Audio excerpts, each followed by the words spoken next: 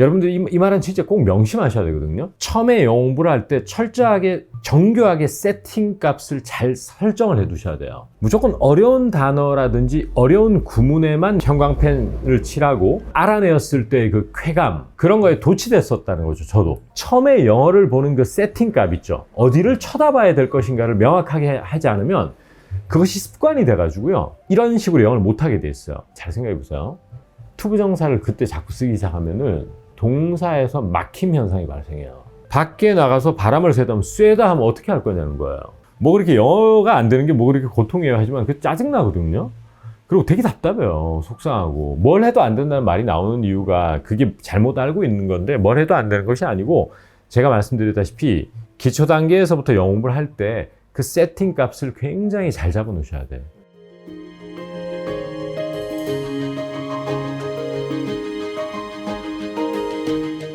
오늘 테마 1을, 첫 번째 테마를 이렇게 잡고 싶습니다. 제가 꾸준하게 일관성 있게 이제 말씀드리는 부분이 있는데, 제가 영어 교재를 집필하고 강의를 하는 그 중심에 항상 서 있는 생각이 하나 있는데, 그게 뭐냐면, 저도 영어가 안 늘어서 고생을 했던 기간이 남들보다 더 길거든요, 사실은. 그러니까 되게 길었어요. 근데 그 가장 큰 원인이 처음에 영어 공부를 시작할 때, 처음에 영어 공부, 여기서 이제 말하는 영어 공부라고 하는 것은 영어 말하기, 또 영어 쓰기, 또 영어 청취, 이 세 가지를 얘기해요. 그런데 특히 말하기, 쓰기는 아웃풋이잖아요. 이제 내가 알고 있는 영어를 얼마나 영어로 그 원어민들과 소통할 때 이제 끄집어내 쓸 수 있느냐, 이제 이 문제인데, 처음에 제가 등한시했던 게 있어요. 등한시했던 게 뭐냐면은, 어떤 영어로 된 글을 읽거나 영어로 된 어떤 청취 소스를 들을 때 주로 모르는 것, 모르는 단어나 모르는 구문, 좀 꼬여 있는 거 있잖아요, 그죠? 그런 곳에 집중을 많이 했었어요. 무슨 말인지 아마 쉽게 얘기될 겁니다. 그러니까 독해를 하는데 해석이 잘 안 된다거나, 또 문장이 이렇게 도치 같은 게 돼 있어서 꼬여 있다거나, 뭐 이러면 이제 형광펜 막 몇 개 준비해서 이렇게 칠하고 이렇게 했었는데, 시간이 이제 2년, 3년이 지나도 제 스피킹에 별로 변화가 없는 거예요. 그러니까 사실은 속으로는 항상 그 긴장을 많이 했었습니다. 공부한 거는 꽤 많이 늘었는데, 스피킹은 예를 들어 뭐 지난해하고 비교할 수도 있고, 지지난해하고 또 3년 전하고 비교해 봤을 때 잘 안 느는 거예요. 근데 그 원인을 제가 곰곰이 이제 살펴보니까, 여러분들 이 말은 진짜 꼭 명심하셔야 되거든요. 제가 영어와 함께한 세월이 굉장히 길잖아요. 다른 영어 선생님들보다 훨씬 길어요. 제가 20대 중반부터 영어 강의를 시작했단 말이에요. 처음에 그거는 일종의 약간은 알바 개념을 했지만, 그러면 지금 무수한 세월이 흘렀다는 얘기인데, 그 세월 동안 제가 가장 강렬하게 느꼈던 것 중에 하나가 뭐냐면은, 처음에 영어 공부를 할 때 철저하게 정교하게 세팅 값을 잘 설정을 해 두셔야 돼요. 뭐냐 하면, 나는 영어의 4대 영역인 독해, 청취, 말하기, 쓰기 다 잘하고 싶다라는 욕심이 있겠지만, 저하고 여러분들이 만나게 된 결정적 계기는 사실 영어 스피킹이라고 저는 봐요. 그러니까 한국인으로서 외국을 한 번도 안 나가본 이런 뇌를 가진 이런 사람의 경험치로 이 정도까지 할 수 있다라는 걸 보여주고 싶은 게 저의 가장 큰 욕심이었던 것 같거든요. 그렇기 때문에 이제 이것은 되게 중요한 얘기가 되는 거예요. 이제 교포 선생님이라든지 외국물을 좀 먹은 그런 분들이 얘기해 주는 것과 결이 좀 다를 수밖에 없는 건데, 제가 이제 하나 느낀 거는, 세팅 값이 무슨 말을 얘기하느냐, 제가 놓치고 있었던 건 뭐냐면은, 무조건 어려운 단어라든지 어려운 구문에만 밑줄을 치고 형광펜을 칠하고, 또 그것을 알아내었을 때 그 쾌감, 그런 거에 도취됐었다는 거죠. 저도 당연히 뿌듯하잖아요, 그죠? 제가 이제 계속 말씀드린 게 뭐냐면은, 처음에 세팅 값을 잘 잡아야 된다는 게 뭐냐면은, 눈으로 봤을 때와 귀로 들었을 때 난이도가 낮은 것, 쉬운 것. 근데 그거를 나 혼자 공부하거나 할 때 정교하게 못 보는 실수를 계속 한 거예요, 제가 몇 년 동안. 대표적으로 이런 게 있어요. 예를 들어 던킨 도너츠라고 할게요. 던킨 도너츠에 이제 최근 들락날락 하기 시작했는데, 알고 보니까 이제 거기 알바하는 분을 짝사랑하거나 이렇게 만나기 시작했나 봐요. 그래서 이제 그 누가 다그쳐서, 너 거기 왜 가냐? 왜 자꾸 들락날락 하고 그러냐? 하니까, 나 사실 여기 커피하고 도넛 사러 최근에 이제 강남역 앞에 있는 이 던킨에 나 가고 있다. 이럴 때 저는 항상 어떻게 영어를 했냐면은, I started going there to buy coffee and donuts. 항상 이렇게 영어를 해왔거든요. 근데 이게 있어요. 지금도 제가 영어 독립에서 이제 가만히 보면은 많은 분들이 우려하는 부분, 특히 기초학습자들의 우려가 제일 큰 것 같아요.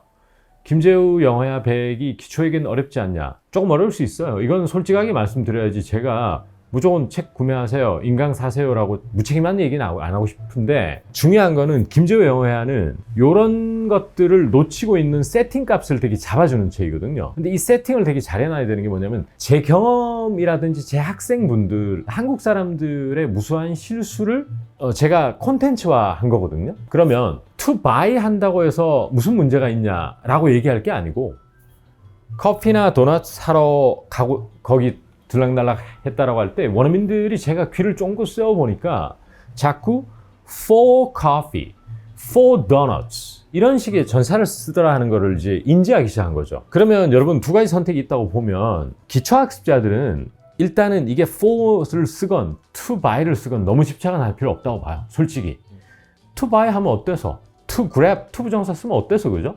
괜찮아요. 문법적으로 틀리지 않고 또 자연스러운 영어고.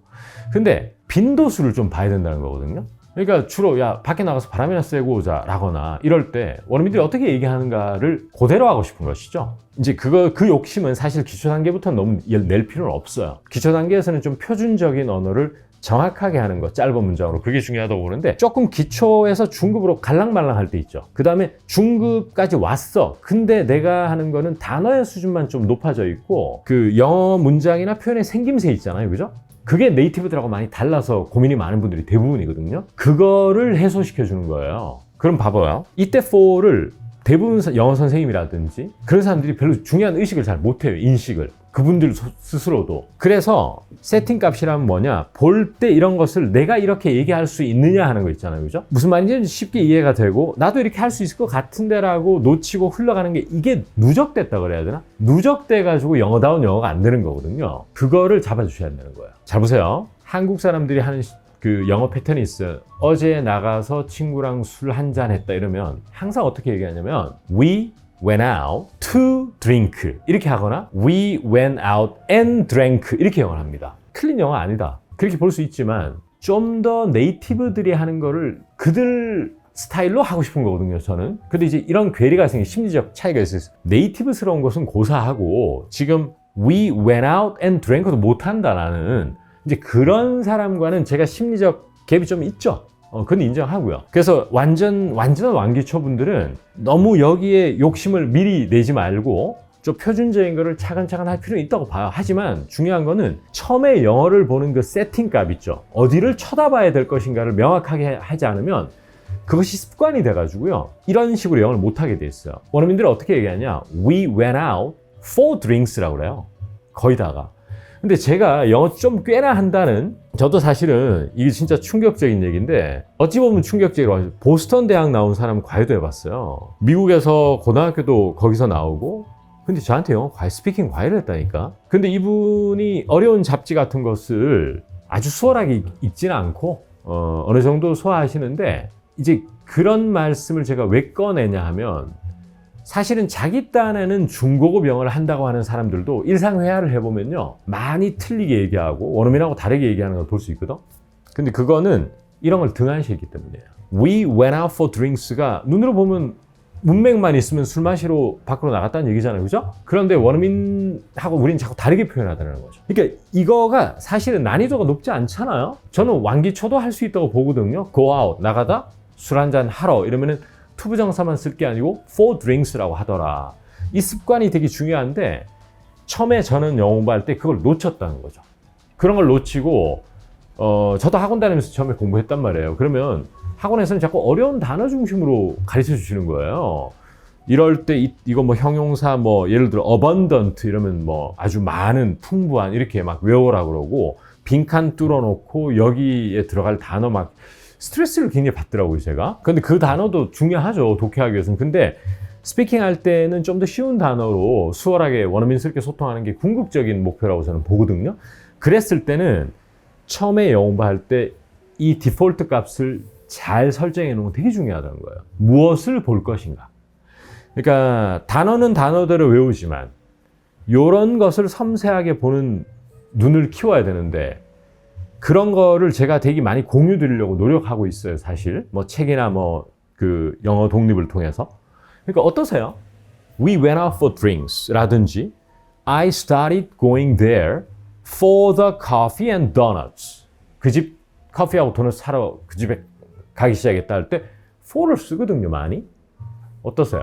for를 거기에 쓴다는 게 굉장히 생소하게 느껴지고 그것이 이제 나는 사실은 좀 답답해. 중학교 때 이미 그건 학교에서 다 가르쳐 줬어야 돼요. 왜 내 영어가 변화가 없느냐를 가만히 생각해 보면 그거에 대해서 스트레스 받아라는 얘기가 아니고요. 누가 리마인드를 몇 번만 시켜줬어도 인지하실 거야. 아, 내가 이렇게만 영어를 해왔구나. 예를 들어서 밖에 나가서 바람 쐬고 오자는 것도 Let's go out and get some fresh air 해도 돼요. 맞는 영어예요. 근데 원어민들은 자꾸 for를 쓰는 거예요. get도 쓰지만. 그러면 Let's go out for some fresh air도 많이 쓴단 말이에요. 그럼 우리는 한 방향만 한 방향으로 된만 그 표현만 하더라는 거죠. 또 하나 문제가 있어요. 이거는 지금 영상을 들으시는 분 중에서는 아무래도 의심을 할 수밖에 없거든요. 근데 잘 생각해 보세요. 투부정사를 그때 자꾸 쓰기 시작하면은 동사에서 막힘 현상이 발생해요. 무슨 말이냐면 봐봐요. 밖에 나가서 바람을 쐬다 하면 어떻게 할 거냐는 거예요. Let's go out and get some fresh air. 걔는 못 쓰는 사람 열에 9이에요. 지금 PD님은 그거 금방 생각나겠어요? 좀 어렵다고 보거든요. 그 문제가 생기다라는 걸 제가 느낀 거죠. 자꾸 제가 막히는 거예요, 스피킹 하는데. 근데 그냥 오늘 한 건 단적인 예에 불과해요. 근데 let's go out and 다 막혀버린 거예요, 제가. 그러니까 자꾸 동사를 그렇게 쓰려고 하다 보니까 수시로 막히더라고. 그 다음 틀려. 자신이 없어. 그러니까 이런 for를 써야 된다는 걸 또 한 번 깨달았다는 거거든. 조금 이거는 그러니까 무슨 말이냐면 자꾸 타협을 하려고 그러거든. for 못 쓰면 투부정사 쓰거나 and 쓰면 되지. 동사에서 막힌다니까. 그걸 알면은 습관 들여야 되겠다는 생각이 들기 시작하거든요. 근데 이거를 제가 하는 수업에서 만약에 데일리로 학생들하고 얘기하면 그 사람들은 저하고 완전히 we are on the same page, 의견 일치가 돼버려요. 이건 왜냐면 자기가 얘기하는 걸 제가 고쳐주니까. 근데 이거는 저를 관찰하고 있잖아요, 지금 오디언스들이. 그러니까 그 다음에 예문도 한 두세 개 공유하니까 덜 와닿는 거야. 뭔 소리야? for? and 동사 원형이나 투부정 쓰면 안 돼? 이런 식으로 컨텐츠 거리를 만들기 위해서 저 사람이 저걸 이렇게 생각을 할 수 있는 거거든. 그게 아니거든. 진중해질 수밖에 없어요. 이게 장난이 아니거든요. 어떻게 보세요? 지금 말씀드렸던 이 for 같은 거? 전 되게 중요하다고 보거든요. 뭔가 자꾸 그 동의어에 해당하는 여러 개의 단어를 아는 게 내가 영어를 잘 습득하고 있다는 느낌이 항상 있고. 네, 맞아요. 저도 그랬어요. 네, 그리고 어떤 전치사 같은 경우에는 하나의 이미지로만 충실히 하는 게 습관화가 너무 되어 있다 보니까 네네. 이게 for를 쓴다는 거는 내가 누구한테 무엇을 해줄 때로 한정시켜 버린다든지 이런 식의 너무 고착이 되어 있다 보니까 굉장히 어색하게 들리고 그런데 또 생각해 보니까 뭐 어떤 with나 약간 이런 걸 보면 투부정사는 그렇게 못 들었던 것 같아요. 약간 이런 생각도 들고요. 예, 투부정사도 물론 많이 쓰죠. and 등위접속사 플러스 동사 엄청 많이 쓰죠. 하지만 제가 오늘 공유했던 세 가지 사례에서는 for를 굉장히 많이 쓰거든요. 그러니까 이런 거를 어떤 교재도 어떤 선생님도 어떤 영상에서도 부각을 잘 안 시켜주더라. 그러니까 상품화시키기 위해서 부각시키면 안 된다고 봐요. 항상. 그게 뭐 제가 남보다 더 정직해서도 아니고 그 피해를 저 역시나 오랫동안 고통을 받았었고, 고통이란 말이 뭐 그렇게 영어가 안 되는 게 뭐 그렇게 고통이에요 하지만 그 짜증나거든요. 그리고 되게 답답해요. 속상하고. 뭘 해도 안 된다는 말이 나오는 이유가 그게 잘못 알고 있는 건데 뭘 해도 안 되는 것이 아니고 제가 말씀드렸다시피 기초 단계에서부터 영어 공부를 할 때 그 세팅 값을 굉장히 잘 잡아 놓으셔야 돼요. 어디를 건드려 줘야 되는가. 그러니까 뭘 보든 뭐 열심히만 하면 되겠지라는 실수를 저도 범했던 거죠. 그래서 그 말씀을 아주 간단하지만 꼭 드리고 싶었어요. 중급에서 이제 중급 초입을 넘어서 중급의 중간 단계, 고급 단계 갈 때는 이제 서서히 의식을 해야 돼요. 그때부터는 스피킹 할 때도 생각하면서 하나하나, 맞다, 동명사적으로 해야 돼. 맨날 내가 I라고 하더라. 어제도 이제 수업했는데 또 I라고 그러는 거예요. 그래서 제가 혼냈거든요. 어른 학습자인데. 지금 제가, I라고 진짜 이러실 거예요? 동명사 주었으면 딱이잖아요, 지금. 그러니까 그분은 뭐냐면 이제 설거지 하는 게 너무 싫다는 거야. 그럼 한국 사람들이 이제 왜 자꾸 내 영어가 똑같냐? 그러면 I don't like, I hate 이렇게만 하는 거니까 제가 한두 번 이쪽 바닥에서 한두 번 장사해보는 거 아니잖아요. 그렇게 얘기하는 원어민이 없어요. 맨날 I야. 모든 문장이. Doing the dishes라고 시작할 수 있어야죠.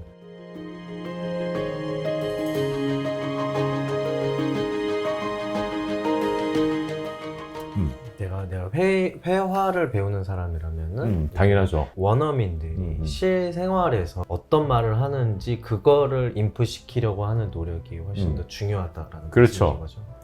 이제 항상 경계해야 될 것이 뭐냐면은 이제 소위 뭐 기초 단계나 중급 단계나 좀 상위 단계, 고급 단계 이런 사람들이 이제 항상 눈높이가 다르잖아요.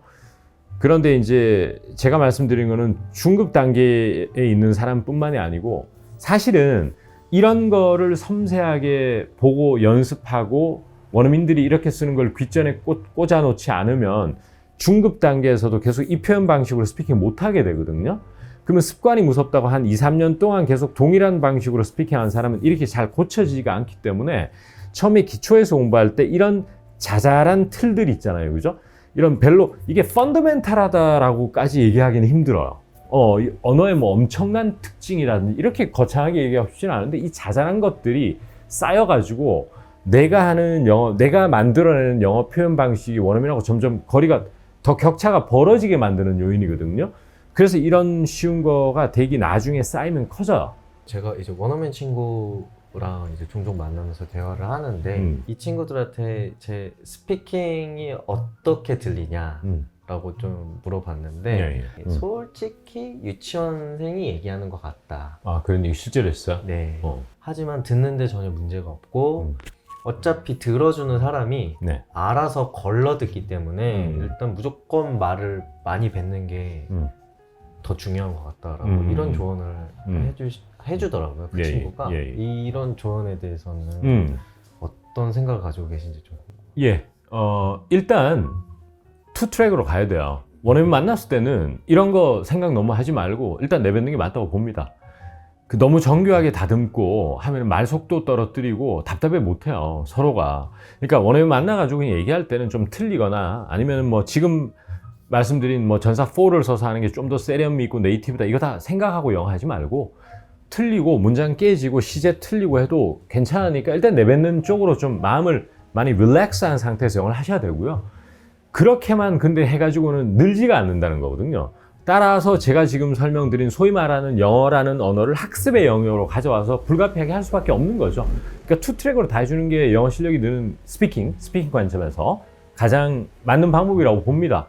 근데 이제 뭐 한국 사람하고 영어를 하건 또 외국 사람하고 영어를 하건 할 때만큼은 좀 내려놓으셔야 돼요. 그거를 굉장히 막 스트레스를 자기 스스로에게 주면서 하면은 한 문장 한 문장 완성도를 되게 높게 가져가면 스트레스 받아서 못 하거든요. 그래서 원어민 만났을 때는 뭐 초딩같이 들린다 해도 내뱉어 보는 게 더 중요하다고 봐요. 물론 중급에서 이제 중급 초입을 넘어서 중급의 중간 단계, 고급 단계 갈 때는 이제 서서히 의식을 해야 돼요.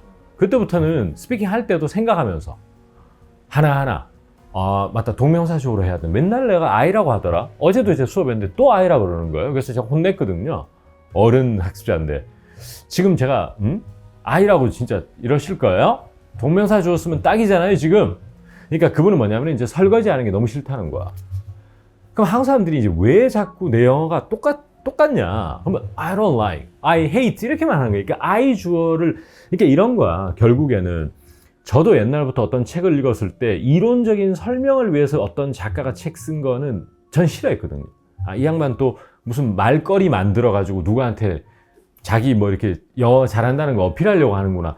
그게 제가 눈치가 채지더라고. 근데 저는 그게 아니고 잘하기 위해서 이론을 만들어낸 거거든요. 그러면 원어민들 얘기하면 어떻게 하냐면 doing the dishes 이렇게 많이 나와요. 그 다음에 isn't a lot of fun이나 isn't a whole lot of fun 이렇게 영어를 한단 말이에요.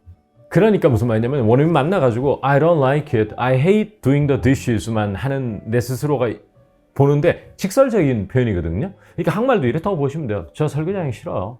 이렇게 얘기하는 거예요. 설거지하는 거 영 별로예요. 이 차이거든. 그러니까 이런 거야.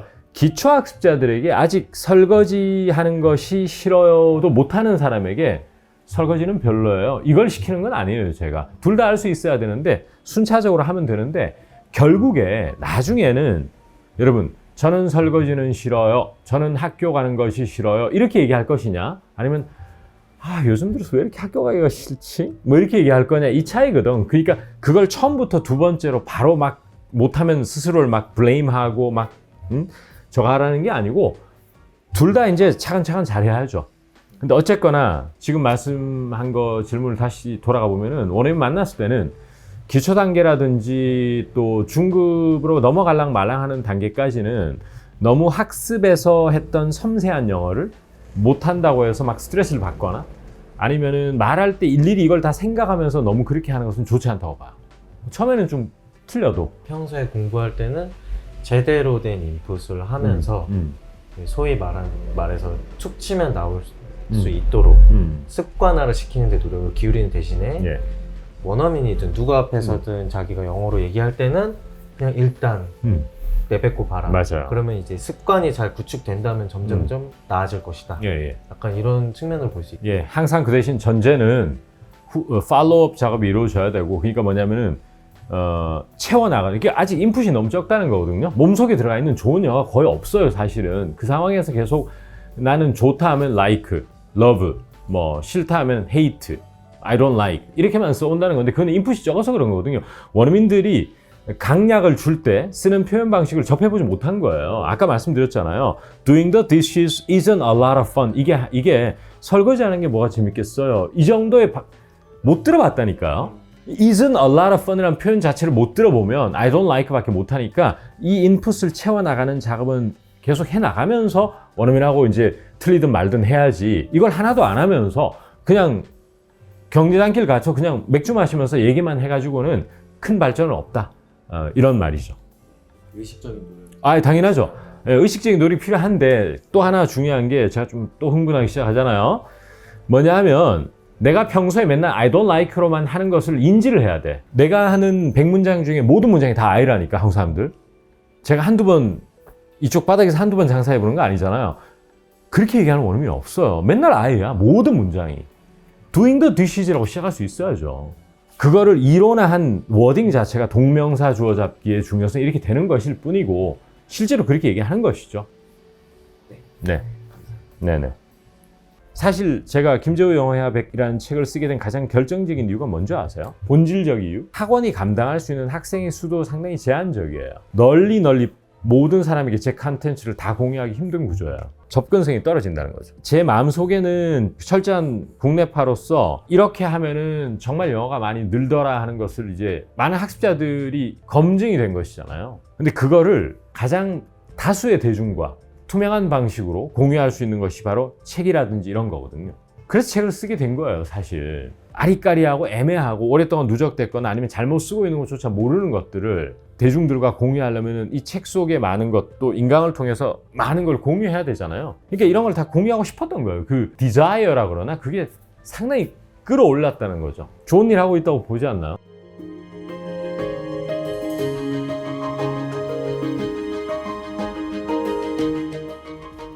그리고 또 하나 말씀드리고 싶은 거는 부정확하게 알고 있었던 것들이 있잖아요.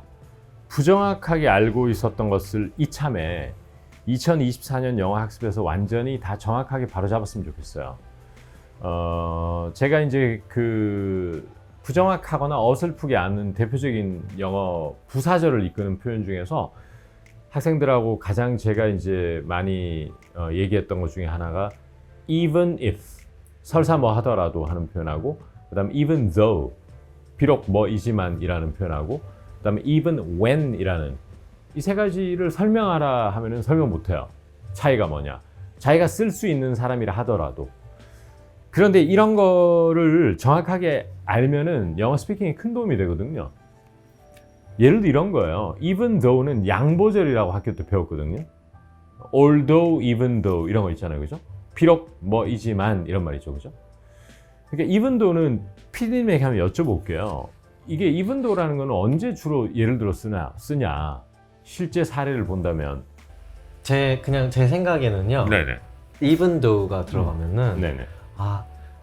그럴 리는 없겠지만 내가 그렇다 하더라도 어떻게 할게 라는 어떤 이런 뉘앙스로 저는 이해하고 있습니다. 진짜 어렵습니다. 설명을 잘 못하겠네요. 예, even though는 실제 그런 거예요. 뭐 설사 그렇다 하더라도 이게 아니고, 그러니까 내가 비록 학생이지만 일을 해야 되는 입장이다, 이런 거 있잖아요. 그게 even though야. 그러니까 실제 상황을 얘기하는 거예요. Even though I already have two cars, 이러면 내가 지금 차가 2대가 있긴 하지만 한 대 더 사고 싶다, 이런 게 even though라니까요. 그럼 실제 사실은 even though예요. 완전 반대로 알고 있어요. 그리고 even if가 가정이에요. 설사 뭐 하더라도 even if 뭐 이러면은, 그러니까 이건 가정법이라는 얘기, 사실은 완전히 다른 거죠. 그다음 even when은요. 자 보세요. even though는 실제 그렇다는 얘기, even if는 설사 그렇다 하더라도라는 얘기. even when은 가정은 아니에요. even when은 가정이 아니고 실제 그렇다는 얘기인데, even though라고 하는 것은 예를 들어서 although나 even though 하는 것은 even though it is cold outside 하면 지금 밖에 춥다는 얘기죠. 그런데 even when은 지금 현재를 얘기하는 건 아니고, 지금 현재를 얘기하는 게 아니고 보통 그럴 때라 하더라도 라는 얘기예요. 자, 와닿으세요? even if는 가정, 그냥. even though는 실제 지금 현재 그렇다는 얘기. even when은 지금 이 순간 그렇다는 얘기가 아니고 평소에 이럴 때조차도 라는 얘기예요. 무슨 말이냐 하면, 너는 뭘 먹을 때도 예쁘게 보여, 귀엽게 보여, 이러면 지금 먹는 게 아니죠. 넌 보통 뭐 먹을 때도 참 예쁘네, 이러면 even when you are eating you look cute, 이렇게 얘기하는 거야. 느낌 아시겠어요? 그러니까 무슨 말, 이제 이건 단적인 예고, 제가 말씀드린 건 뭐냐 하면, 약간 중급 단계에 놓여 있는 사람들은, 특히나 중급 초입에 놓여 있는 사람들은 이런 어설픈 거를, 어설프게 희미하게 알고 있는 걸 빨리 다 쳐내야 돼요. 이런 게 누적되면 안 돼요. 누적되면 스피킹 할 때 자꾸 실수도 할 뿐만 아니고 정확하게 못 쓰니까 스트레스를 받게 되는 거거든요. 이런 것들이 사실은 비단 even if, even though, even when만 설명을 드렸지만 무수하게 많다는 거거든요. 그래서 이런 걸 빨리 쳐내야 된다. 대표적인 예를 하나 들어봤는데, 뭐 혹시 또 그런 관련된 거가 많이 있을까요? 헷갈리는 거? Probably, Maybe? 예, Probably와 maybe 같은 경우에는 maybe는 문장 앞에 쓸 수 있어요. Maybe you could, 이런 식으로. 근데 probably는 문장 앞에 못 써요. 근데 자꾸 학생들이 probably 하고 다시 조동사를 쓰는 사람이 있는 거예요. 틀린 영어거든요. 그런 걸 정확하게 알아야 된다는 얘기예요. 그게 더 중요한 문제거든요. 왜냐하면 probably하고 maybe하고 강약이 있어봤자 얼마나 있겠어요. 근데 probably 문장 앞에 쓰면 그게 틀린 영어가 된다니까요. 그런 거에 왜 관심을 안 두는 얘기예요. 그러니까 이게 정작 틀리는 영어를 하면서 사실 이걸 써도 저걸 써도 완벽하게 틀린 건 아닌데 그걸 왜 관심을 갖느냐. 나는 그게 이해가 안 되는 거지. 이해되시죠? Maybe you should do something 이렇게 쓰지만 probably는 they will probably say no, 문장 중간에 들어가야 돼요. 완전한 문장을 갖췄을 때는. 물론 문장이 아닐 때 probably not 이럴 때는 앞에 올 수 있죠. 근데 문장일 때는 앞에 쓸 수 없어요. 이거 무슨 말이냐? 이걸 문장 앞에 probably를 써가지고 비즈니스 이메일에 써버리면 원어민이 여러분을 얕본단 말이에요. 문제 아시겠죠? 그래서 크리티컬한 문제라는 얘기죠. 그러니까 이런 것들을 빨리 어드레스하는 시간을 꼭 2024년에는 저와 함께 뭐 공부를 하면서 다 해소해 버려야 된다는 얘기죠. 이런 거에 끌려 다니시면 안 돼요. 영어를 잘하려면은. 굉장히 중요한 문제잖아요. 전혀 몰랐었죠.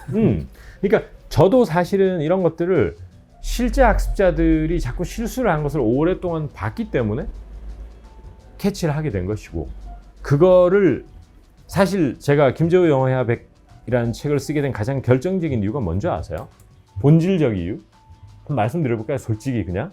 제가 원래는 이제 일반 학원에, 통번역 학원이라든지 또 제가 운영했던 학원은 일반 직장인들 중심으로 무지개진 학원이잖아요. 근데 학원이 감당할 수 있는 학생의 수도 상당히 제한적이에요.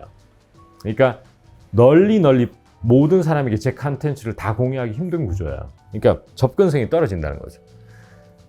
근데 이제 제 마음속에는 제가 그동안 그 철저한 국내 토종 한국인, 국내파로서 이렇게 하면은 정말 영어가 많이 늘더라 하는 것을 이제 많은 학습자들이 검증이 된 것이잖아요. 근데 그거를 가장 다수의 대중과 투명한 방식으로 공유할 수 있는 것이 바로 책이라든지 이런 거거든요. 그래서 책을 쓰게 된 거예요, 사실.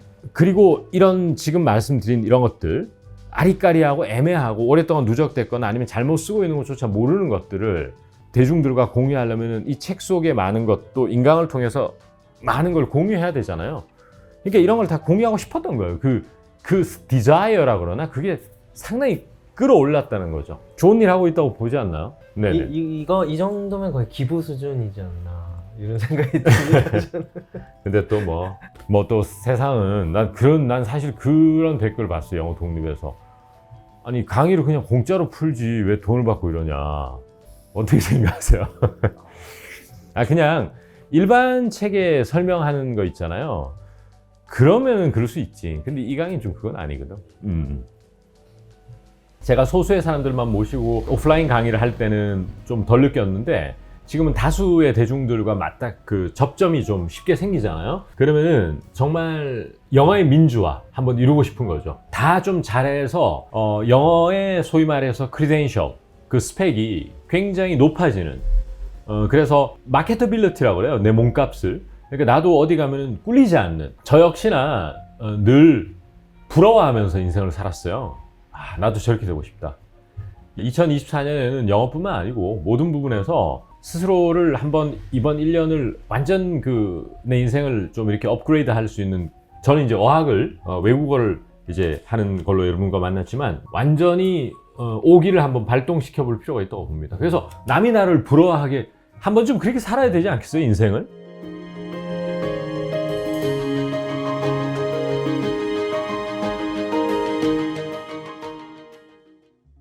영어 공부하는 데 있어서 그 암기는 되게 중요한 몫을 차지하잖아요. 큰 부분을 차지한다고 보는데 그게 이제 그냥 단어 하나일 수도 있고요.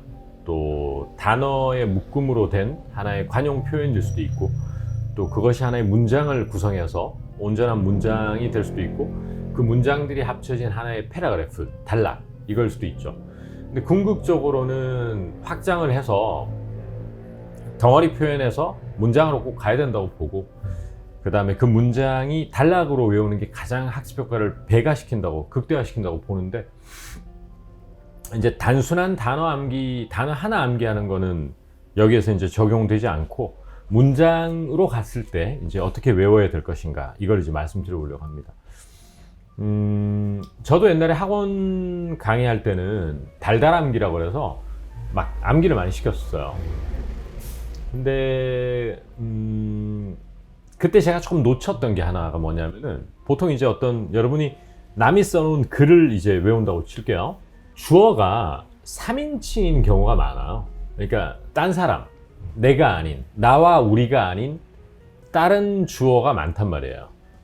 예를 들어서 최근에 읽었던 역시 동화에서 대부분 여자아이들은 그런 거 별로 안 좋아해, 별로 관심 없어 라고 할 때 Most girls aren't really into that sort of thing 이런 문장이 나왔어요, 책에. 그러면 대부분 여자아이들은 그런 거 별로 관심 없고 별로 안 좋아한다는 얘기예요. 근데 제가 쭉 그동안 오랜 세월 암기를 시켜보고 저 역시 암기를 해보니 가장 효과가 좋았던 방식은 모든 이런 주어를 I나 we로 바꿔야 돼요. 그러면 암기 속도가 굉장히 빨라지고 어학학습에서 굉장히 중요한 게 저는 감정이입이라고 보는데 감정이 배제된 상태에서 시스템적으로 암기하는 게 결국 어떤 말이 나오게 되는 원인이냐 그냥 외워가지고 안 되던데요. 내 입에서는 그게 생각나야 될 때 떠오르 이런 문제가 생기는 결정적 이유라고 보거든요. 감정이입이 안 되는 거예요. 그러니까 어학연수를 가거나 현지에서 생활했을 때 가장 도움이 된다라고 하면 로컬들과 매일 어울려가지고 삶을 살아버리는 감정이입이 매일 되잖아요. 내 얘기니까. 그러면 국내에서 공부할 때 가장 그것을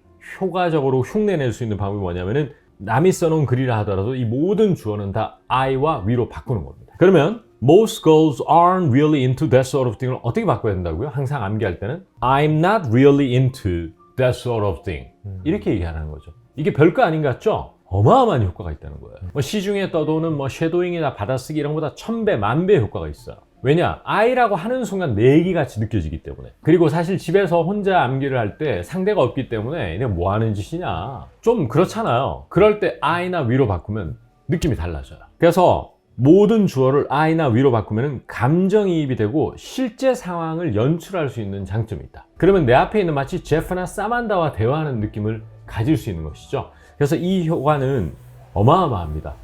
별거 아닌 것 같죠? 지금 내가 그 행위를 하는 주체가 아니고 관찰자 입장일 때는 굉장히 수동적으로 변합니다. 사람이. 따라서 최근에 이제 영어 독립 이런 것도 클릭해서 볼 거 아니에요? 그러면 집에서 보면 두 가지 저는 습관이 생긴다고 보거든요. 오디언스가. 첫 번째, 남을 평가하려고 그래요.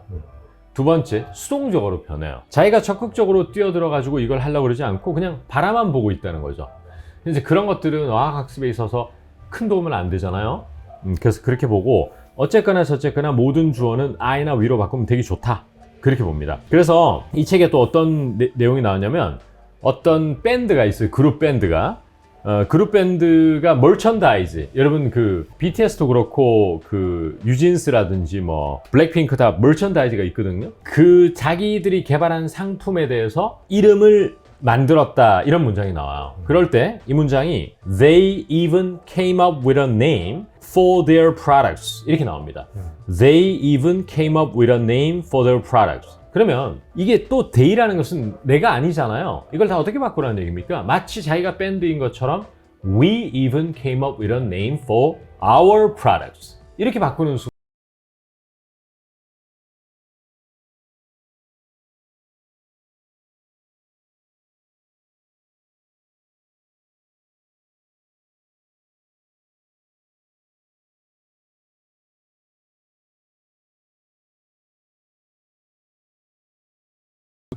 그러면은 어떤 거와 이게 연결이 되는 줄 아세요? 영어 일기를 쓰는 게 도움이 될까? 이런 질문을 받아. 영어 일기 쓰는 거는 참 좋은 방법이지만 제가 예전 영상에도 말씀드렸다시피 그걸 피드백을 주거나 커렉션을 해주는 사람이 있을 때 효과가 배가 되거든요. 그런데 이런 글에 나온 영어 자체가 완벽하잖아요. 지금 읽어드렸던 거는. 그럼 이미 정해진 글로 주어만 1인칭으로 바꾸면은 그 효과를 볼 수 있다는 거거든요.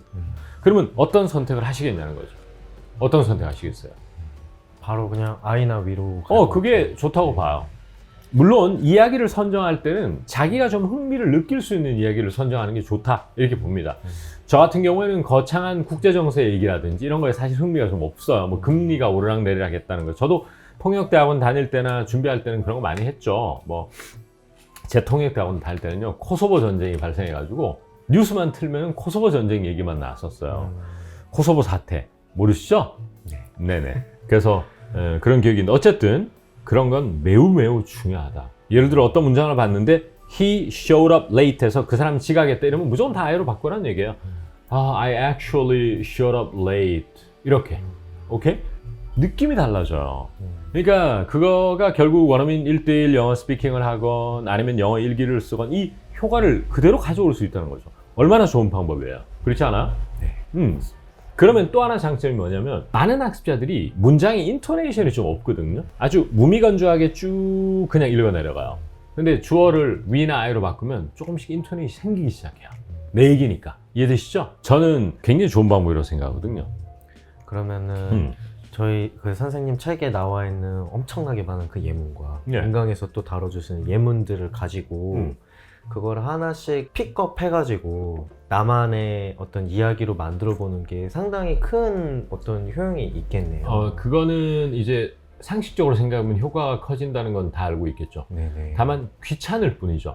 네. 왜냐면 일일이 내 얘기를 하면 그거 엄청 브레인에 어떤 뇌에 엄청난 부하가 걸리거든요. 그러니까 귀찮아서 안 하는 거지. 하지만 모든 문장을 그렇게 하라는 건 아닌데 이런 게 있어요. 제 회화책에도 보면은 이게 읽다 보면은 내하고 상황이 일치하는 경우가 있어요. 네. 그럴 확률이 제 회화책이 다른 책보다 훨씬 높아요. 왜냐하면 거의 다가 주변에서 일어나는 얘기거든요.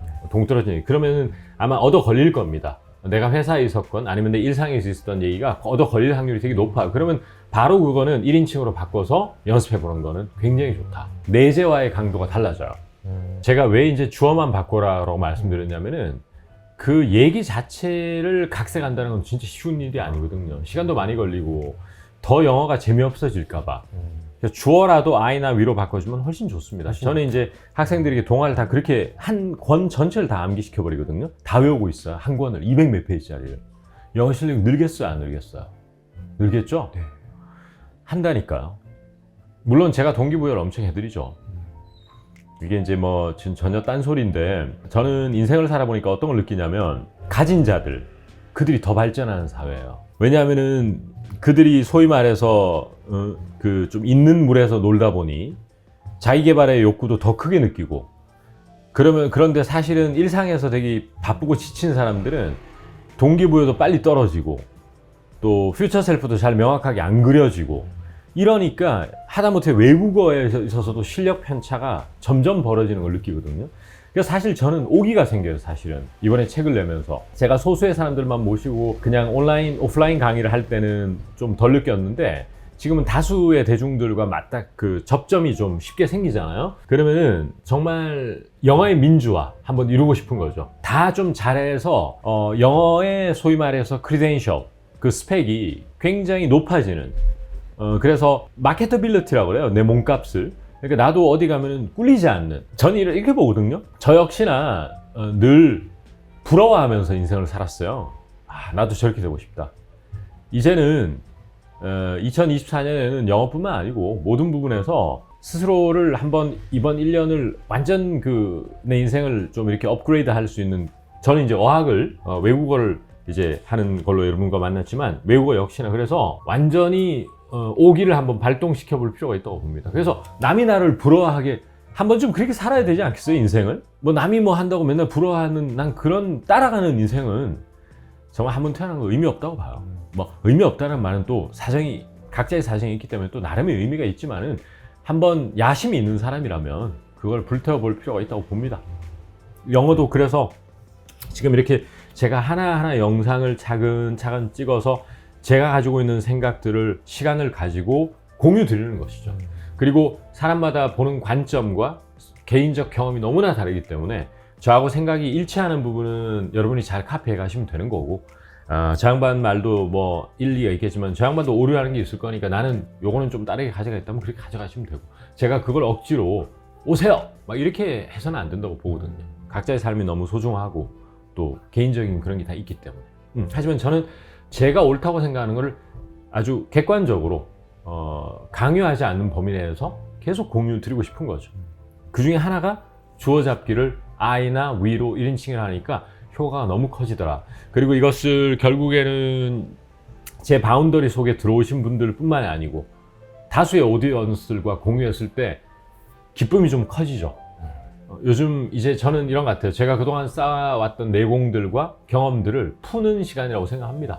예, 그 좋은 기회를 상상스퀘어에서 스터디에서 주신 거예요. 네, 감사합니다. 1인칭 얘기하다가 추상적 얘기로 가버렸네요. 소위 말해서 저 같은 사람들 혹은 훌륭한 영어 선생님이 수많은 예시를 제시하면서 이건 언제 쓴다? 정확한 뉘앙스를 가르쳐줘야 돼요. 그런 식으로 확실하게 인지한 다음에 이것을 우연치 않게 넷플릭스나 CNN이나 제프의 이메일에서 마주치면은 그때 완전히 내게 되는 경험을 하게 되거든요. 그럼 뭐냐? 내가 쓸 수 있게 되는 거예요. 그런 게 되게 시간 단축적인 측면에서 굉장히 좋다는 거죠. 반이나 3분의 2로 단축시켜줄 가능성이 매우 높다. 그러니까 2024년에는 꼭 그 순서대로 학습을 했으면 좋겠고, 다만 기초학습자들은 이런 식으로 학습서를 먼저 한 다음에 그리고 순차적으로 스토리로 넘어가면 돼요. 그것이 동화도 좋고요, 드라마도 좋아요. 좀 쉬운 드라마.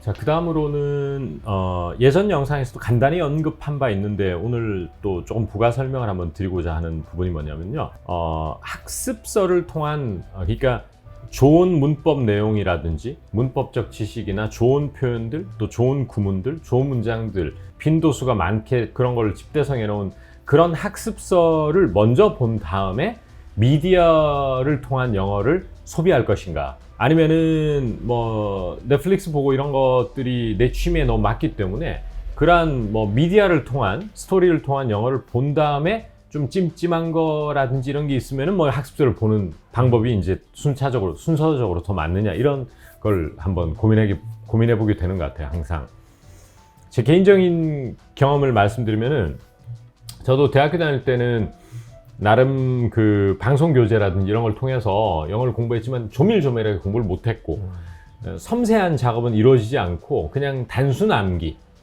제가 아까 전에 말씀드린 1인칭으로 바꾸고 이런 것도 전혀 없었고 그냥 있는 대사를 읊었는데, 예전에 이석규님이라는 분이 나오셔가지고 미드 한 편 다 씹어 먹어봐도 실제 리얼 라이프 상황 가서는 하나도 생각이 나지 않더라, 이런 이제 말이 나오는 건데, 제가 이제 말씀드리고 싶은 건 뭐냐면은 이거는 기초 레벨이나 중급이나 모두 해당하는 내용이에요. 특히나 기초는 더더욱 그렇고요. 영어에서 이제 이런 걸 한번 보자고요. 우리가 이제 원어민들이 자주 쓰는 패턴 중에 I was hoping to라는 표현이 있고요. 또 하나가 maybe we could 이런 표현이 있고요. 또 제가 제 회화책이나 인강에서 늘 강조드리는 생각보다 원어민들은 unless 뭐 하지 않으면이라는 표현을 입에 달고 산다.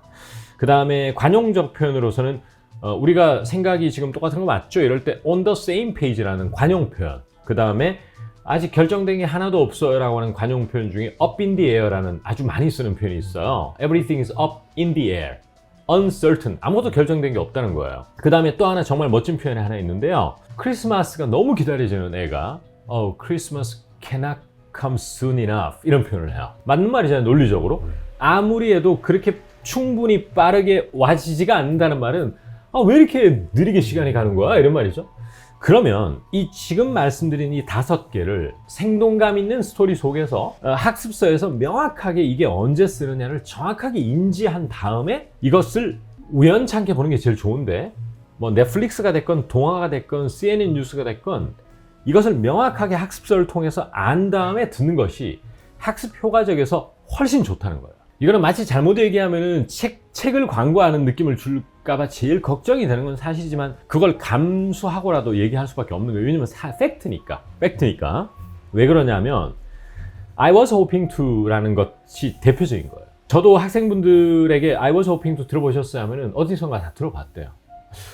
그러고 보니까 쌤 저 시애틀에서 이메일 왔는 거 봤는데 원어민들 I was hoping to 많이 쓰더라고요. 근데 전 잘 이게 뭔지 정확하게 잘 모르겠다는 거야.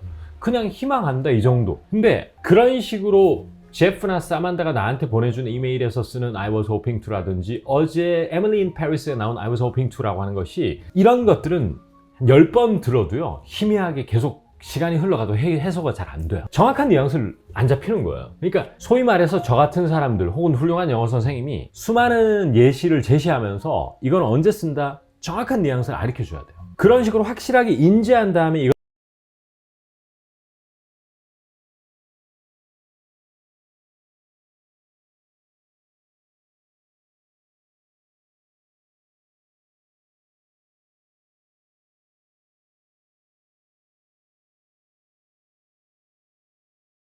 봤을 때는 I wanted to, want to 이런 걸 많이 써요. hoping to라는 것은 상당히 절제된 표현이거든요. 예를 들어서 안 그래도 뭐 정말 어디 여행이라도 한번 가봤으면 참 좋겠다. 넌지시 그 바람을 하는 거거든요. I was really hoping to buy some 뭐 비싼 시계. 이러면 I want to는 직설적이겠지만 I was hoping to는 진짜 이 시계 사면 참 좋을 텐데 이런 말도 하는 거잖아요. 그럴 때 원어민들이 입에 달고 사는 게 I was hoping to에도 불구하고 한국 사람들 중에서 I was hoping to를 쓰는 사람 본 적이 없어요, 거의. 물론 지금 그 영어 독립을 함께 하시는 분들 중에는 나는 쓰는데 라고 자신감 있으면 정말 너무 대단하신 거고요. 그러면은 이런 것을 정확하게 다양한 예문을 통해서 I was hoping to를 공부한 다음에 미디어 영어를 통해서 뭐 신박사님 말씀으로는 그걸 컨슈밍 작업이라고 그러시더라고요. 근데 그 컨슈밍 작업이 이루어졌을 때 완전히 내게 되고 그것은 수월하게 발화로 이어지기 시작하는 겁니다. 그런 게 되게 학습 효율적에서 시간 단축적인 측면에서 굉장히 좋다는 거죠. 그러니까 2024년에는 꼭 그 순서대로 학습을 했으면 좋겠고, 다만 기초학습자들은 이런 식으로 학습서를 먼저 한 다음에 그리고 순차적으로 스토리로 넘어가면 돼요. 그것이 동화도 좋고요, 드라마도 좋아요. 좀 쉬운 드라마. 그 PD님이 이제 문법이 좀 약하시다 그런 말씀 주신 것 같아요. 네. 이제 영어 회화를 하기 위해서 문법이 필요하냐 이런 말은 불필요한 얘기인 것 같아요. 필요하죠. 예, 문법이 전혀 모르면 항상 저번에도 말씀드렸지만 언어 민감기를 지난 성인이 된 상황에서는 어법이나 문법이라는 걸 좀 알아야 영어 학습을, 그게 독해는 더더욱 그럴 것이고 회화도 상당히 그런 측면이 많습니다. 회화라고 해서 무조건 아주 짧은 문장만 있는 건 아니잖아요. 처음에는 좀 짧은 걸로 하다가 조금 구조가 복잡해질 수도 있는 거잖아요. 약간. 그래서 문법을 좀 아는 것이 중요하다고 봐요. 이제 대표적으로 한 말씀 드리면은 시제를 되게 어려워하시는 분이 많아요. 생각보다. 물론 뭐 관사 있잖아요. 여러분 관사란 용어 아세요? 정관사 더, 부정관사 어. 이건 진짜 어려운 문제거든요. 맨날 틀릴 수밖에 없는 그런 건데 이제 그런 건 조금 잠깐 접어두고 이제 최근에 어떤 질문을 받았냐면 주절의 시제가 she said 과거인데 that 절 있죠. 목적어 역할을 하는 절이죠. 그 절.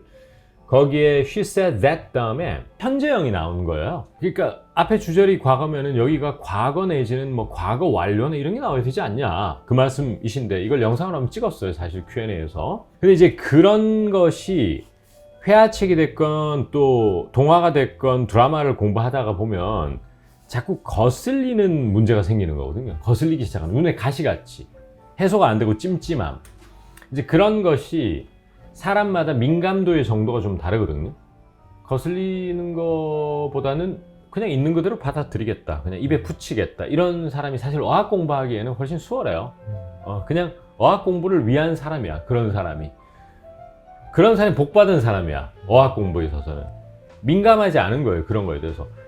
말의 앙수 좀 틀릴 수도 있는 것이고 그 다음에 뭐 그런 거 집착하는 것보다 이거에 시간을 더 공을 들이자. 이런 사람은 좀 편하게 공부할 수 있는 것이고 근데 사람이 다 그렇지가 않잖아요. 저만 해도 사실 이런 거에 어느 정도는 민감하거든요.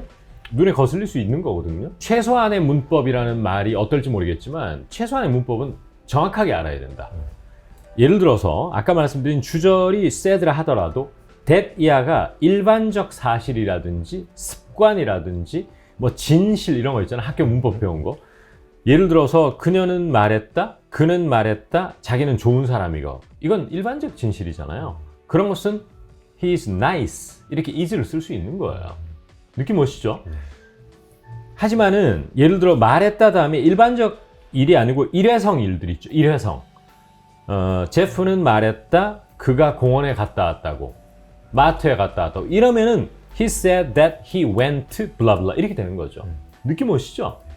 바로 그겁니다. 그 다음에 이 다음에 헤드 PP가 나올 수도 있는 거예요. 왜냐하면 완료형을 써가지고 제프는 말했다, 자기도 그 어뮤즈먼트 파크에 갔다 온 적이 있다고 경험이잖아요. 그러면 제프는 말했다 that he had been there before 이렇게 할 수 있는 거죠. 그렇지만 대절에 현재형이 나올 수 있다.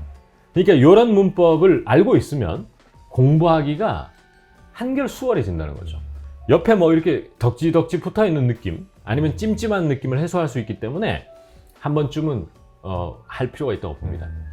다만 여러분 100일 동안 문법만 공부하면 얼마나 지겹겠어요.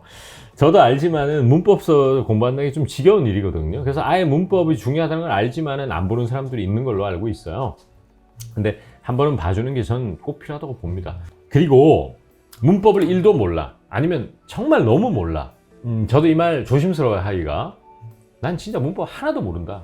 예를 들어서 시제의 뭐 현재 완료가 뭔지도 참 개념도 너무 흐릿하고 또 관계대명사가 용어만 알고 있고 사실 아예 모른다 나는 그 용법 이런 거는. 그런 사람은 정말 용기 내서 하는 말입니다. 문법을 어느 정도 하고 나서 김재호 영어회화 보는 거 좋다고 생각해요. 저도 뭐 마음 같아서는 지금 빨리 김재호 영어회화 빨리 보세요. 이만큼 저도 사람인데 그 말 하고 싶은데 몇 달이 지나고 1년 후에 좋은 소리를 들어야 될 거 아니에요. 그죠? 그러면 언젠가 또 그런 분들은 준비됐을 때 제 책과 인강을 함께 해주실 거라고 믿거든요. 따라서 만약에 문법이 너무 약한 사람은 그거부터 하는 게 맞다. 그런 말씀 드립니다. 하다못해 시제도 맞죠. 근데 이런 걸 문법을 좀 제법 알아. 그냥 100개를 알아야 되는데 한 30이나 50은 알아. 그런 사람은 예의가 달라지지. 제가 말하는 것은 문법을 진짜 너무 모른다. 난 1도 모른다. 시제라는 용어 알지.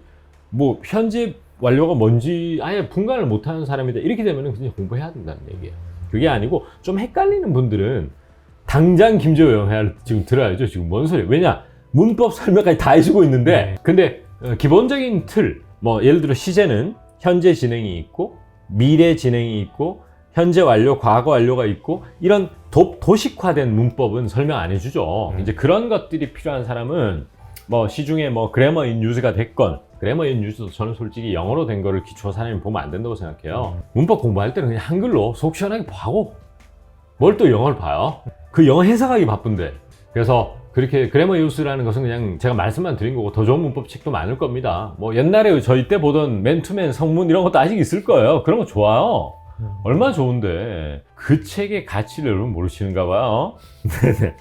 제때 저의 제너레이션의 히트 상품이었습니다. 어쨌든 그런 걸 꼭 한번 그 해소를 하고 공부하는 것은 그것이 꼭 김재호 영어회복이 아니더라도 속이 시원해지는 비결이다. 다만 제가 넌대응에서도 항상 문법에 너무 집착하는 것은 옳지 않다. 이 말씀을 드린 것이지 문법이 필요 없다는 얘기는 아니었다.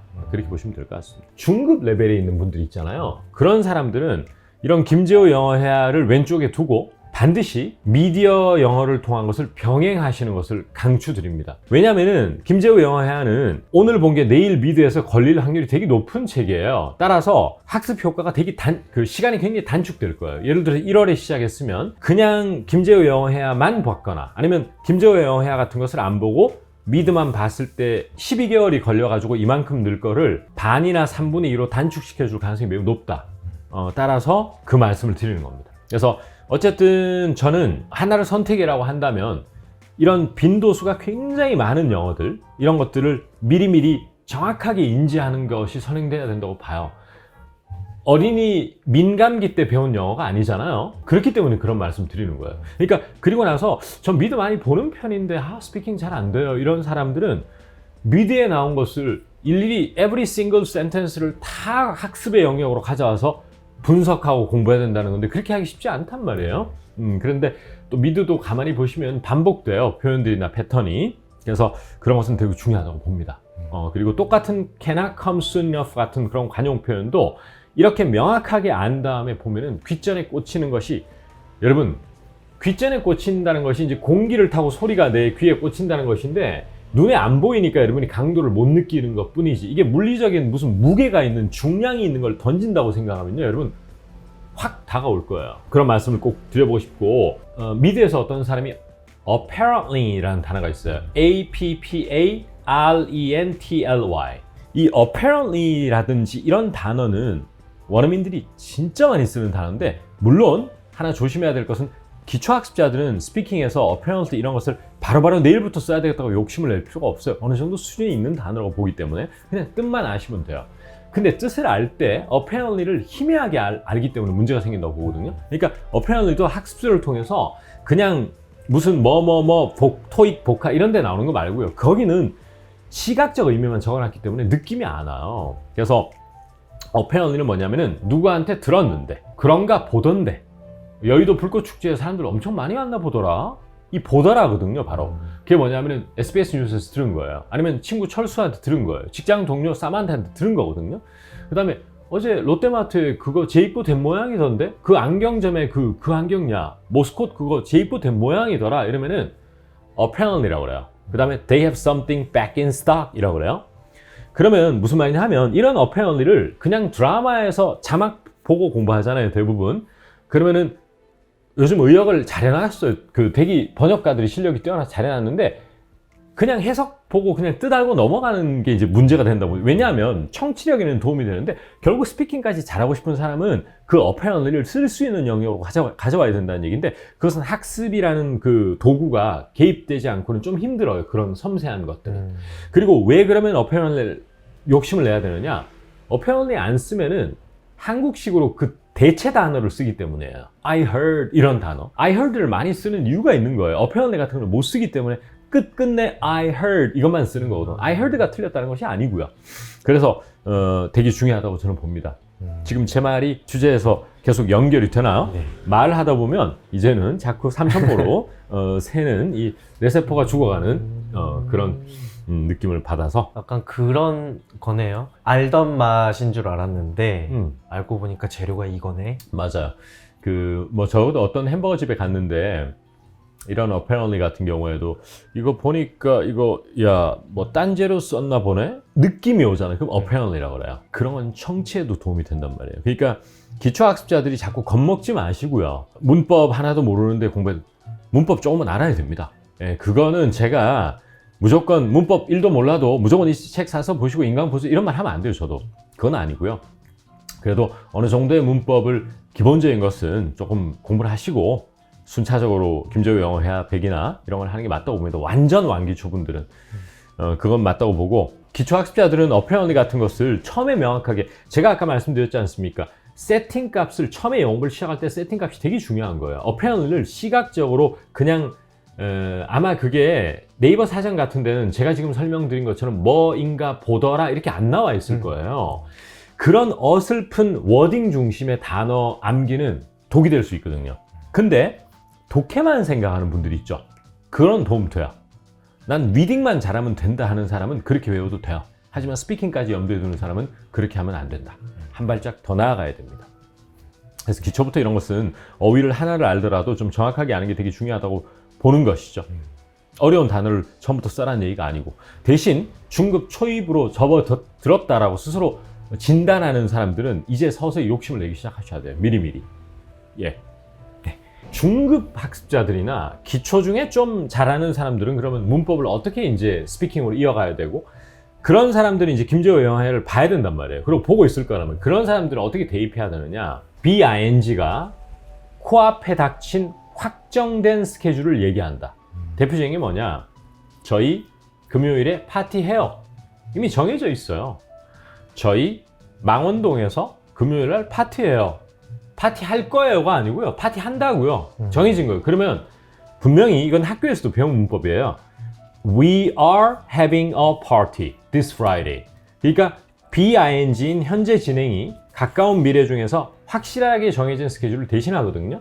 그런 것은 We are going to have a party라고 하면 안 돼요. 문법이 틀렸다는 게 아니고요. 의도가 잘못 전달된다는 것이죠. We are having a party는 이제 파티하니까 와 이 말이고, We are going to have a workshop, We are going to have a party는 planning to라는 뜻이거든요. 할 거야. 의지를 다지거나 계획을 얘기하는 것이지 확정된 스케줄을 공유하는 것이 아니거든요. 진짜 그런 것들을 중급자들은 잘 들으세요. 중급 초입에 있는 사람들 혹은 기초 중에 좀 잘하는 사람들부터 여기 바로 대입시켜야 돼요. 자, 그걸 알면서도 제가 학생들하고 스피킹 하잖아요. 건건이 틀려. 아는 것이 실제로는 적용이 안 된다는 거죠. 이제 그거를 욕심내는 단계로 가야 된다는 거죠. 이제 기초 상급에서 중급 초급부터는 이론적으로 논리적으로는 we are having a party라는 걸 알면서도 부지불식간에 we are going to have a party 이렇게 나와버리는 거, 그거를 경계해야 된다는 것입니다. 그거를 이제 자꾸 바로잡는 연습을 하는 것이 중급자들의 어프로치라는 것이죠. 질문 있으면 또 마음껏 주십시오. 문법 관련, 어법 관련. 우리가 하는 말이라고 생각하고 일단 외우고 일단 말하는 게 중요한 것 같아가지고 계속 하고 있기는 하거든요. 그러면 그때 정말 이건 나라도 이건 너무 궁금해 하는 그런 문법 지식들은 그때 같은 뭐 세기날 찾아보듯이 잠깐 검색해보는 정도는 괜찮을까요? 장기적인 관점에서 장기적인 관점에서 이제 구글 검색이나 이런 것도 좋고, 그냥 좋은 문법 하나를 책꽂이에 딱 꽂아주세요. 그리고 예를 들어서 그 헷갈리는 문법이 어떤 게 있을까? 대표적으로 아까 말씀드린 시제도 있을 테고요. 또 뭐 어떤 게 문법이 헷갈리는 게 있을까? 우리가 이런 게 있어요. 제가 회사 생활할 때 원어민들에게 이메일을 받으면 미래의 일인데 자꾸 have pp를 써오는 원어민이 있어요. 아직 일어나지 않은 일인데, 즉 뭐냐면은 나한테 알려달라, 나한테 보내달라, 그거 다 마무리하면이라고 할 때 when you have finished it 이렇게 단어 나오는 거야. 뭐지? 돌아버리기 시작하는 거죠. 근데 그것도 사실 돌 건 없어. 침착해서 침착. 왜냐면 돌 건 없어. 그냥 받으면 되지 뭐. 근데 짜증나잖아. 뭔 소리야. 아직 when you finish it 아니야? 이런 게 이제 문법이 필요한 영역이라고 저는 보는 거거든요. 무슨 말이냐 하면, 옛날 학교 다닐 때 시간과 조건을 나타내는 부사절에서는 현재가 미래를 대신한다고 배웠어요. 그 문법 지식이 없는 것 같은데요? 네. 안 돼요. 그런 문법은 필요하다는 거죠. 왜냐? 찜찜함을 덜어주죠. 그러니까 무슨 말이냐면 그 현재 완료는 사실은 미래 완료에서 will이 탈락된 거거든요. 그러니까 will have finished가 will이 탈락된 것이죠. 왜냐하면 시간과 조건을 나타내는 부사절에서는 미래가 생략되고 현재 시제라든지 현재 완료가 미래를 대신해 버리거든요. 따라서 when you have finished it 이라는 말이 생겨나게 된 것이죠. 이해되시죠? 네. 이런 것은 설명 한 번으로 끝날 것을 10년을 끙끙 앓고 있을 이유가 없다는 것입니다. 이럴 때 바로 문법의 효용성은 극대화된다는 것이죠. 느낌 오시죠? 그 문법 설명이 어떤 좋은 문법서에 있을 거예요. 그런 좋은 문법서를 구해야 됩니다. 그러면 이제 댓글 달릴 수도 있어요. 문법서 뭐입니까 이름이? 빨리 알려주세요. 나도 그 심정 알아. 하지만 제가 특정 상품을 얘기를 하고 싶진 않아. 나중에 저희 PD님하고 촬영하는데 그 정도로 궁금하시면 저희 촬영장에 따라오세요. 그래서 그 문법서를 좀 두꺼워도 좋으니까 좋은 거 하나를 두고, 예를 들어서 시제 이렇게 찾아 들어가서 빨리빨리 해소하는 것도 방법이에요. 만약에 문법서 한 권을 처음부터 끝까지 보는 게 너무 지겨운 사람이라면. 저는 뭐 스타일이 좀 진중하게 엉덩이 붙이고 문법서 한 권을 독파하는 것, 그걸 추천드리지만은 사람은 너무 달라요. 학습 성향도 다르고. 그래서 제가 그거는 절대 제 관여할 영역은 아닙니다. 네네. 네.